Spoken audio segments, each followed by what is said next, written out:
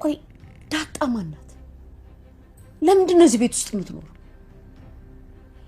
ለምንድን ነው ዳጣ የሲሳይ ልጅ ናት ብለህ ዋሽኝ? ደረጀ ንገረኝ እንጂ ለምንድን ነው እሷንስ ቢሆን ይሄን ያክል የምታስጨንቃት? አባዬ ዳጣ ውጪ። ወረቀቱ ላይ ምንድን ነው የተጻፈው? አባዬ ዳጣ ከዚህ ክፍል ውጪ አልኩሽ። አይ ደረጃ ልውጣ። ውጪ! ልጆቹ ያልደፈሩትን ክፍል አንቺ ዘለሽ ገብተሽ ምጮይ ማነሽ? ውጪ! አቤት ማርቲ። ጠዋት ስራ ከመግባት በፊት ጳውሎስ ታደርሰኛለህ።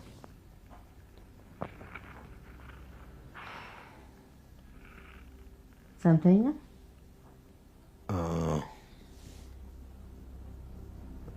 እሺ እሺ ደህና አይደል?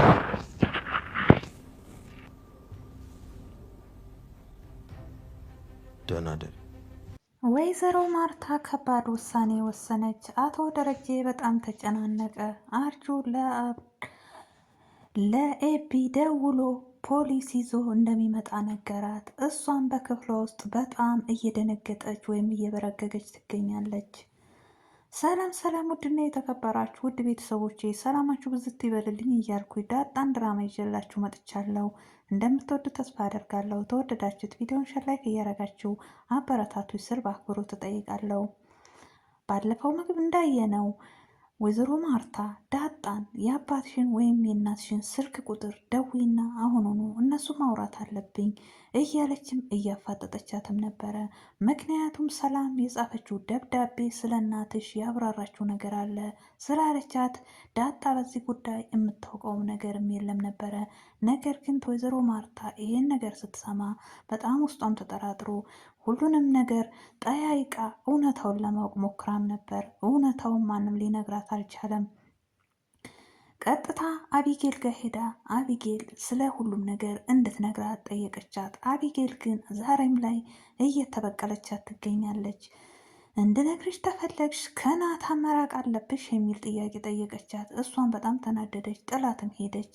እንዲያውስ አባዬ ይሄን ነገር ያውቃል፣ ሁሉንም ነገር ይነግረኛል በማለት ቀጥታ ወደ አባቷ ጋር ነበር የሄደችው። ወይዘሮ ማርታና አቶ ደረጀ በጣም እየተጨቃጨቁ ከባድ ችግር ላይ ደርሰዋል። ወይዘሮ ማርታ ለአቶ ደረጀ ለምንድን ነው ሲዋሽከኝ? ዳጣ የሲሳይ ልጅ አይደለችም። ለምንስ የሲሳይ ልጅ ነች ልትለኝ ቻልክ? ለምንስ ዋሽኸኝ? ለካ እስከ ዛሬ ድረስ አላቅክም ነበረ። ሳንተዋወቅ ነው እስከ ዛሬ ድረስ አብረን የቆይ ነው። እኔ እናንተ ነገር የምንደባበቅበት ምክንያት ምንድን ነው? ለምንስ ደበቅከኝ? ዳጣ የማን ልጅ ናት ብላም ጠየቀችው። አቶ ደረጀን በጣም ደነገጠ። የሲሳይ ልጅ እንዳልሆነችም ነገራት። በቃ ችግር የለውም ቶ እኔ ቀስ ብዬ ደርስበታለሁ ብለውም ነበረ። እሱም በጣም ጨነቀው። ቀጥታ ነገ ስራ ሳትገባ በፊት ጳውሎስ ሆስፒታል ትወስደኛለህ ብለውም ነበረ። ይህንንም ያለችበት ምክንያት እሷም እንግዲህ ጥፍራቸውን ቆርጣ አስመረምራለሁ፣ የዲኤንኤ ምርመራ መመርመር አለባቸው የሚልም ውሳኔ ወስናለች። አቢጌልም እያበረታታቻት ትገኛለች። ዳጣ የአባዬ ልጅ መሆን አለባት፣ የሆነ ነገር ደብቀውሻል እያለቻትም ነበረ። ወይዘሮ ማርታ ይህን ልትቀበል አልቻለችም። አቢጌልን በጥፊ መታታለች። ምን አይነት አስተሳሰብ ነው የምታስቢው? ምናልባት የጓደኛው ልጅ ልትሆን ትችላለች ብላም ብላታለች። አቢጌልም በፍጹም አባዬ ሲሳይ የሚባል ጓደኛ የለኝም ብሏል በማለትም እሷም እየተሟረመቻት ትገኛለች። ወይዘሮ ማርታ ሁሉንም ነገር እደርስበታለሁ የሚል ውሳኔ ላይ ደርሳ ጳውሎስ ሆስፒታል ትወስደኛለህ ብለዋለች። እሱም በጣም ተጨነቀ።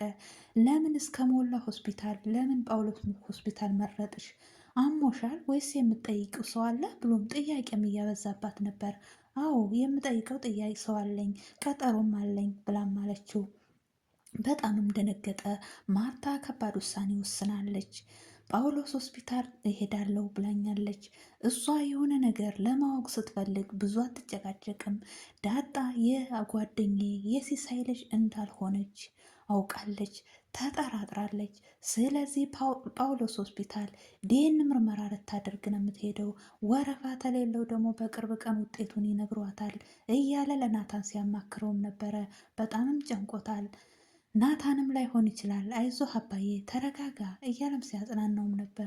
በፍጹም እኔ ያውቃለሁ ወይዘሮ ማርታ ሳትሰማ እኔ ቀድሜ መናገር አለብኝ። እሷ ቀድማ ተሰማች ከባድ ችግር ይፈጠራል።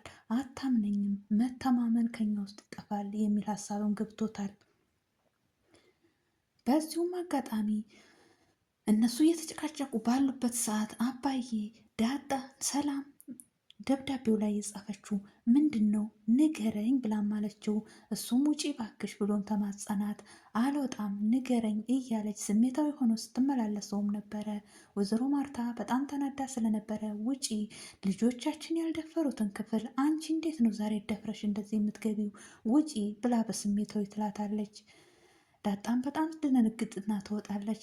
ቀጥታ ወደ ናታን ጋር ነበር የሄደችው። ናታንም ጋር ሄዳ እማዬ በጣም እንደ ውሻ አድርጋ አባረረችኝ። ምንድን ነው ደብዳቤው ላይ የተጻፈው? እባክህ ናታን ንገረኝ እያለች ናታንም ስትማጸነውም ነበረ። ናታን ምንም ነገር አልጻፈችም። እኔ ልጄ ነሽ የሚል ደብዳቤው ላይ ጽፋለች። እሱንም አንብቤዋለሁ። አቢጌል እሱን ጫፍ ይዛ ነው ነገሮቹን እንደዚህ ያጋነነችው ብሎም ይላታል። ተፈለግሽ ሰላምን መጠየቅ ትችያለሽ ብሎም ብሏታል። በዚሁም አጋጣሚ ዳጣ የተረጋጋችም ትመስላለች። አቢጌል ለአባቷ ቀጥታ ቡና በሚጠጣበትም ሰፈር ሄዳ እባክህ አባዬ ወይም ወደ ዱባይ ወይም ወደ ሳውዲ ላከኝ፣ አርጁ እየተመላለሰ ነው፣ ፖሊስ ይዞ ሊመጣ ይችላል፣ እባክህ አባዬ አውጣኝ እያለች እየተማጸነችው ትገኛለች። እሱም ተሆነ እጅ መስጠት አለብሽ፣ አርጁ እንዴት ነው ደረጃችን ድረስ የሚመጣው? ለምን አትገሊውም ብሎም ብሏታል። እንዴት ነው የምገለው? በወንጀል ላይ ወንጀል አባዬ አይከብድም እያለች ትጠይቀዋለች። ምን ይከብዳል? ላንቺ ቀላል ነው። አርጁ ይወድሻል። የምትፈልጊበት ቦታ ድረስ ና ብለሽ ብትቀጥሪው እሱ ቀጥታ ይመጣል። ለምን እዛ ጠርተሽ አትገሊውም? ላንቺ መግደል ቀላል ነው። ሰው ገለሽ አይደለም እንዴ ብሎ ይላታል። በጣም ትጨነቃለች። እሷም ይህንን ያለችበት ምክንያት አባትየው የሆነ ነገር እንዲያግዛት ነበረ። እሱም ግን ከፈለግሽ ግደዩ፣ ታልፈለግሽ እጅ ስጪ፣ ተገደልሹም ደግሞ በወንጀል ላይ ወንጀል ነው። አንዱን ቀዳዳ ደፍን ብሎ 2 ቀዳዳ 3 ቀዳዳ ቢደፈን ያ ነገር እየሰፋ እንጂ እየቀነሰ አይሄድም። አሁንም አንቺ አርጁን ብትገሊው 1 ሰው 2 ሰው ሊያይሽ ይችላል። በዛ ላይ ነገሮቹ ወንጀል እየተበዛብሽ ይሄዳል ብሎም ብሏታል። በጣም ጨነቃት እና ታዲያ ምን ማድረግ ነው ያለብን አባዬ በማለት በጣም ስጋት ውስጥ ገባች። አቶ ደረጀ ለወይዘሮ ማርታ አርጁ እዚህ ሰፈር እየተመላለሰ ነው፣ ጠበቃ መቅጠር አለብን በማለትም የግቢ ጠባቂ ሊቀጥሩም ወሰኑ። ቢያንስ የሚመጣው ጠባቂ ውሃን መጠበቅ አያቅተውም በማለትም አንዳንድ ምክሮችን እየተማከሩም ነበረ። ወይዘሮ ማርታ በጣም ተናዳ ውስጧን እያብሰለሰላት ነገር ያለው ስላለ ምንም የሱ ስሜት ሊሰማት አልቻለም። እሷም የዳጣን ጥፍር ቆርጣም ነበረ። በዚሁም አጋጣሚ ያን ጥፍር አስመርምራ እውነታው ይታወቃል የሚል ውሳኔ ላይ ደርሳለች። በጣም ተናዳለች። እንዴትስ ደረጀ እንደዚህ ሊያስብ ቻለ? እስከ ዛሬስ ድረስ አላውቀውም ነበር እንዴ በማለት በጣም ተከፍታለች። ለትንሽ ቀን ብቻ መኖር እፈልጋለሁ የሚልን ውሳኔም ወሰነች። አቶ ደረጀም በጣም ውስጡ ተረበሸ። ምንስ ማድረግ ነው ያለብኝ? ወይዘሮ ማርታ ከባድ ውሳኔ እንደወሰነች ዛሬ ላይ ገብቶታል። ለምንድነውስ እኔስ እንደዚህ የምጨነቀው የሚል ጭንቅ ውስጥ እሱንም ራሱንም እያስጨነቀው ይገኛል። ሰላም እያደረገች ያለችው ነገር እንግዲህ በጣም ቤተሰቡን እየበጠበጠው ይገኛል። ወይዘሮ ማርታ አቶ ደረጀ እና ዳጣን አስመርምራ በስተመጨረሻም ደግሞ የዳጣ እውነታ ሲታወቅስ ምንስ ትል ይሆን? አቶ ደረጀስ ምን ይውጠው ይሆን? እዛው ሆስፒታል ውስጥ እንዳለች እኔ ቀድሜ እነግራታለሁ የሚል ውሳኔም ወስኗል። እውነትስ ይነግራትስ ሲሆን ወይስ የዲኤንኤ ምርመራው ላይ እራሷ ታውቅ ይሆን? ራሷ ስትታውቀው ምን ይፈጠራል? በዛ ላይ ነገሮች እየተስፋፉና እየወጡ ሲመጡ ሰላም አሁንም የወለደችው ልጅ የአቶ ደረጀ መሆኑን ሲታወቅ ቤቱ የባሰ ይበጠበጣል ብዬ አምናለሁ። ውድ ቤተሰቦቼ ቀጣዩስ ምን ይሆን የሚለውን በቀጣይ ቪዲዮ ይዤላችሁ መጣ ይሆናል። ለዛሬ ይዤላችሁ የመጣሁት ይህን ይመስላል። በሌላ ቪዲዮ ውስጥ እንገናኝ። ሰላም ሁኑልኝ። ባይ ባይ።